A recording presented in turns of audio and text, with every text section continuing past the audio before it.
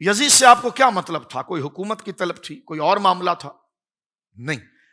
یزید اپنی تمام تر طاقت و حکومت ریاست کو جمع کر کے اللہ کے دین کے خلاف غلط قانون لانا، شراب نوشی ہے، بدکاری ہے، عیاشی ہے، مال غنیمت میں خیانت ہے، اور نمازوں کو چھوڑنا ہے، اللہ کے دین کی جو اقدار اور بنیادیں اس کو ہٹانا۔ تو سرکار امام علی مقام رضی اللہ تعالی عنہ نے اللہ کے دین کی نصرت کے لیے آپ کو اللہ رب العالمین نے دونوں جہانوں کا بادشاہ بنایا ہے۔ رسول اللہ صلی اللہ علیہ وسلم کے صدقہ و طفیل اپنے درجے کے اندر آپ کو یزید کی خلافت کی کیا ضرورت تھی اور اس کے کیا مقام کی حیثیت تھی جو اللہ رب العالمین جل وعلا نے آپ کو مرتبہ عطا فرمایا۔ تو کربلا شریف کی طرف نکلنا وہ احیاء خلافت تھا، مقصد خلافت کو واضح کرنا تھا کہ یہ میرے نانا جان کا مبارک منبر ہے، اس پر وہ لوگ بیٹھیں گے جو میرے نانا سے محبت کرنے والے ہوں گے اور ان کے راستے پر چلنے والے ہوں گے، اندھیرے اور اجالے کے اندر ان کی شریعت کو پر عمل کرنے والے ہوں گے، اور ان کا مطمع نظر اور ذوق اللہ اور اس کے نبی کی محبت اور اس کی مرضی ہوگی۔ یزید کے اندر اس میں سے کوئی چیز نہیں تھی۔ امام علی مقام قیامت تک کے لیے مسلمان قوم کو احیاء خلافت سکھا رہے تھے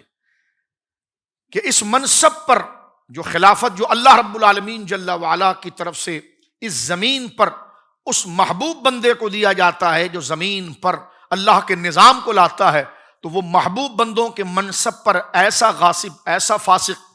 ایسا فاجر، ایسا بدکار آ جائے تو پھر ہم اللہ رب العالمین کے حضور جا کر کیا بات کریں گے؟ کیونکہ حضور سید عالم نے فرمایا کہ جب تم کوئی برائی دیکھو تو اس کو ہاتھ سے روکو، ہاتھ سے نہیں روک سکتے تو فرمایا کہ زبان سے روکو، زبان سے نہیں روک سکتے تو پھر سب سے کم درجہ ایمان کا جو ہے وہ دل سے برا جاننا ہے۔ اور امام علی مقام کا رتبہ سب سے اونچا تھا، اس لیے امام علی مقام رضی اللہ تعالیٰ عنہ کو جن لوگوں نے اعتماد دلایا کہ ہم آپ کے ساتھ ہیں اور آپ کربلا آ جائیں، ان کوفیوں نے دھوکہ تو دیا، لیکن امام علی مقام کے پاس صحیح شہادت ان کی قسموں کے ساتھ موجود تھی، اس کو رد کرنا آپ کی شایان شان نہ تھا۔ جتنا بڑا آپ کا مرتبہ تھا، آپ نے اتمام حجت کے لیے کہ کل قیامت کے دن وہ اپنا ورقہ اٹھا کر لے آئے رب کے سامنے کہ یا اللہ تیرے رسول کا نواسہ ہمارے سامنے تھا، اور یزید جیسا بدکار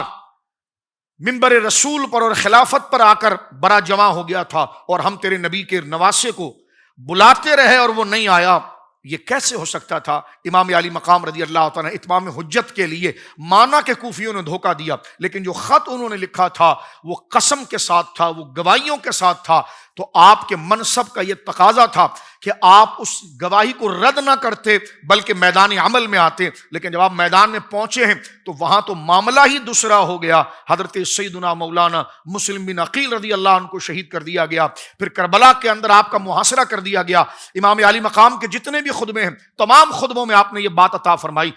یہ دیکھو اتنے 100 اور اتنے 1000 خطوط مجھے بھیجے گئے ہیں جس پر ان کی مہر ہے، ان کا پتہ ہے، قرآن کی آیات ہیں، اور انہیں قسمیں کھائی ہیں، تو لہٰذا مجھے جب ایسے لوگوں نے بلایا تو میرا آنا بنتا تھا۔ کیوں نہیں بنتا؟ اس لیے کہ آپ رسول اللہ صلی اللہ علیہ وسلم کے نواسے ہیں، اور تمام مفسرین اور تمام مورخین اہل سنت نے اس بات کو لکھا ہے کہ اس زمانے میں حضرت سیدنا امام علی مقام رضی اللہ تعالیٰ عنہ سے عظمت و شان میں کوئی بڑا نہیں تھا۔ اس وقت ساری خدائی کے اندر اگر اس وقت امت کا سب سے بڑا پیشوا کوئی تھا تو وہ سیدنا و مولانا حسین ابن علی رضی اللہ عنہ تھے۔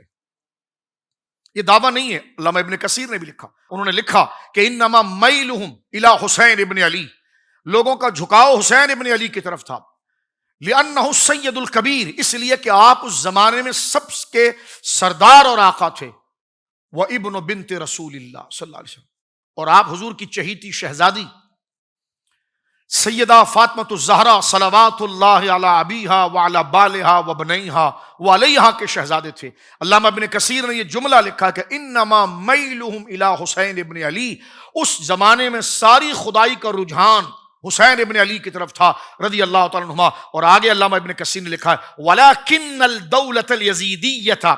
تنافیہ، یزید کی حکومت بغض میں تھی، وہ ناسبی تھے، ان کے دل کے اندر امام علی مقام کا بغض تھا. وہ تمام احادیث، وہ تمام فرامین، وہ صحابہ موجود تھے جنہوں نے اپنے سر کی اور ماتھے کی آنکھوں سے حضور کو فرماتے ہوئے دیکھا تھا کہ الحسن والحسین سیدا شباب اہل الجنہ، کہ میرا یہ بیٹا حسن اور یہ میرا بیٹا حسین یہ جنت کے نوجوانوں کا سردار ہے.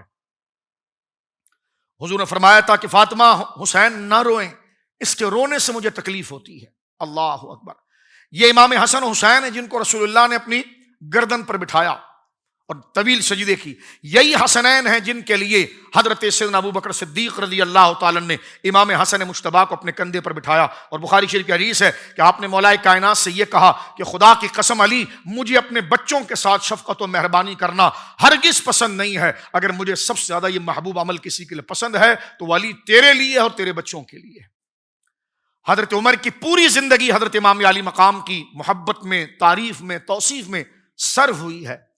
فاروق اعظم کی پوری زندگی دور عثمانی غنی دیکھیے. اللہ اکبر. سوشل میڈیا پر اسلام کی صحیح تعلیمات جاننے کے لیے ابھی حافظ سائر قادری کا نیا YouTube channel Islamic digital studio subscribe کر لیں، اور ہاں نوٹیفیکیشن بیل آئیکن کو بھی پریس کر لیں تاکہ ہماری نئی ویڈیوز آپ تک بر وقت پہنچ سکے.